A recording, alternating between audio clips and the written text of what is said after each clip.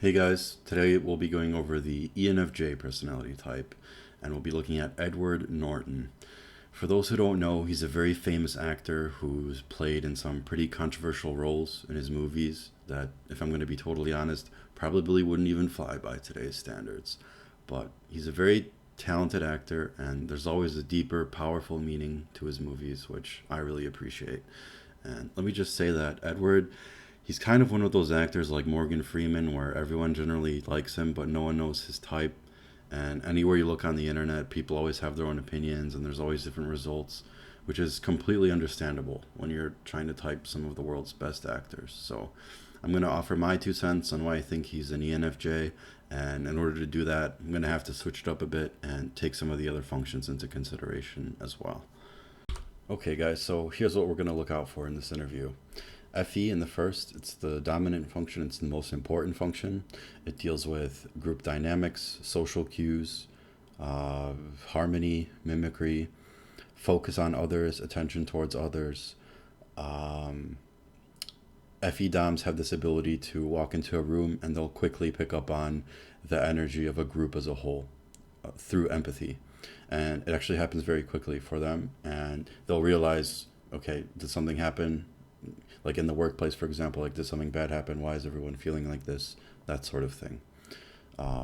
And it also wants to kind of like camouflage itself into that group energy in order to preserve harmony. NI in the second is it likes to take one idea or concept at a time, and it likes to ruminate on it and extract whatever truth it can from that concept. It likes to converge on that concept. And it's a deep function, but it's slow. And I doesn't like to be rushed. And sometimes when an ENFJ likes to, when they're trying to come up with a plan or solve a problem, any can get in there, and because it's so strong, it can offer different possibilities. And this can kind of distract NI from the plan that it's trying to make. SE in the third, it's an S function, so it's a form of kinesthetic intelligence. It's hands-on experience, taking action, doing things, learning from them. When FE is in the first and SE is in the third, it can actually make ENFJs pretty sporty if they want to be. But they will be attracted most of the time to team sports, and they can actually get very competitive when it's like their team versus another team. SI in the seventh, this is the polar function. It's also very important, and in this interview we'll just look at SI as something to do with memory, as being able to retain tangible information, realistic information, based on past experience. Okay, so these are the things to look out for in these clips. Please welcome Edward Norton.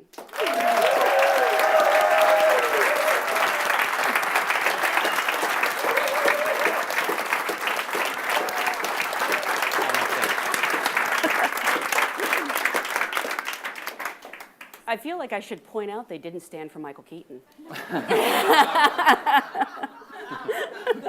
You should have. Yes. Yeah, what's the matter with you? It's like a other bunch of people. No, it's probably the same 250 people, I'm guessing. Okay. Thank you so I would much. stand for him. I did, but technically I have to. Thank you so much for being here. Sure, Congratulations on another great year. Because this is a SAG audience, I always like to start by asking, how did you get your SAG card? I got my SAG card on Primal Fear, I think. Really? Yeah. Because it was your first time in front of a camera? Well, it wasn't in a strict sense, but it was like I got Taft-Hartley'd on that movie. I wonder how many. That'd be like a question for the Academy. Yeah. Like how many people got nominated on a job they were Taft-Hartley'd on. It's basically you and Lupita Nyong'o. So lots of very fluid FE there. The way he addressed the crowd, politely connects with them, gives them attention, how he shows empathy for Michael Keaton, other people, and he even cracks a joke to sort of loosen up the audience and harmonize with them. I think. Yeah. Yeah. Could be. Yeah, so you get your No, first... because she worked in, she was. I don't wasn't know. on, She was on, like, I think, British an AFTRA television and show. stuff? Yeah. I don't know. She's terrific. The little, I literally, like, I think Taft-Hartley is a phrase you could not get a laugh on in any other room on the planet. Like, you know what I mean? It's like, go on Jimmy Kimmel and say Taft-Hartley. And feel like, Yeah. Was that a person? I've always wondered. I never knew. Yeah. Sounds like it was a president at one point. Yeah, I had worked almost exclusively in New York theater up until then. So I want to go back to the beginning. When did you first realize you had a talent for performing? Because I believe you did like summer camp as a kid. No, nothing like a theater camp or anything like that. I don't, it's hard to pinpoint those things. I think people in my family would say it was kind of intrinsic to my behavior.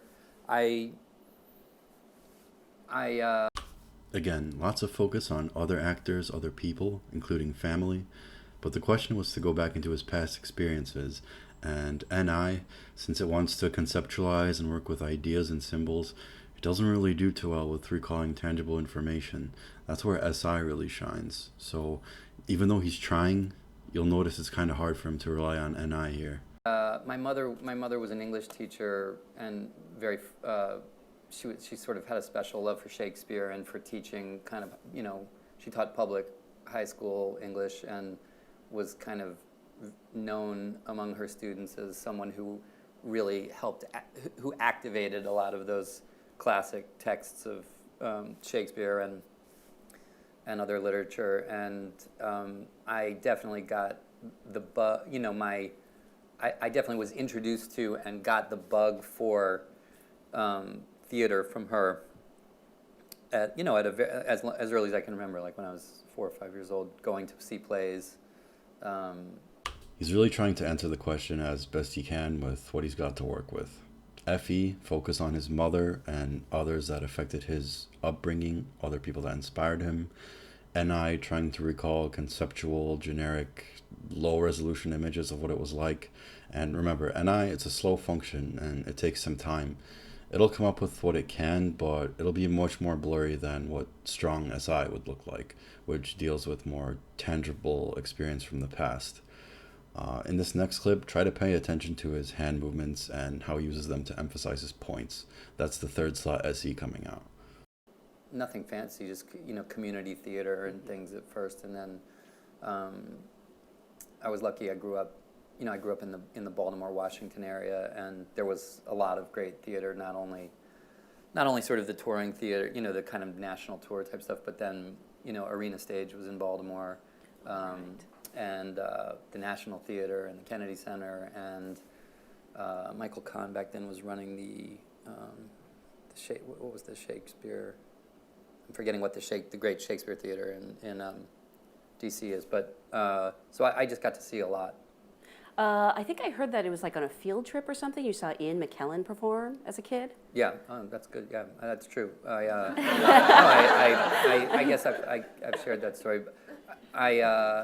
Props to the interviewer for that one. She really helped him out there. The only problem is she keeps asking him SI-related questions like memory recall, tangible information from the past. Not really ENFJ's strong points.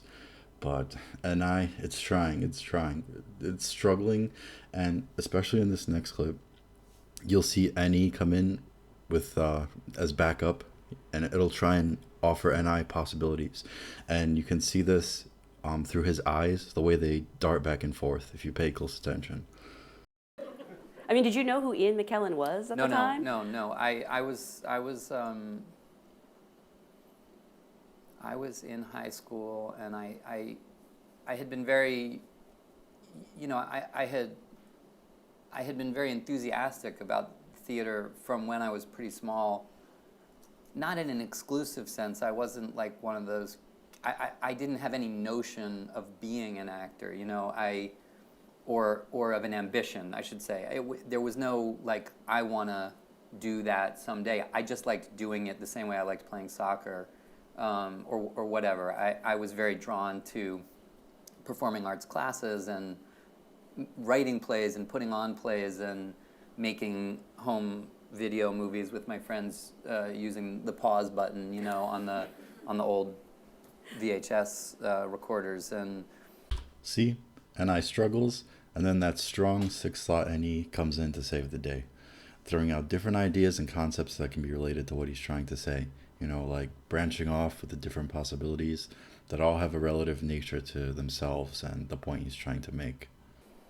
and just having fun. You know, for me, it was a lot of it was just fun, and I had I think I had a penchant for mimicry. Specifically, I liked mimicking voices, and I was good at it. And Alright, listen, I didn't say mimicry in the beginning of this video because I knew he was going to say it. And if you don't believe me, you should go check out my ISTP video and my ISFJ video.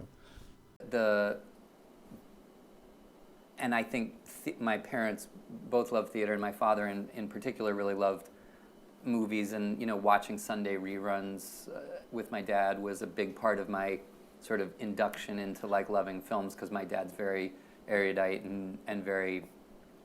Yeah, some fancy schmancy TI words. If you want to keep watching this interview, you can find the source in the description below. If you enjoyed this analysis, make sure to like and subscribe. Bye-bye.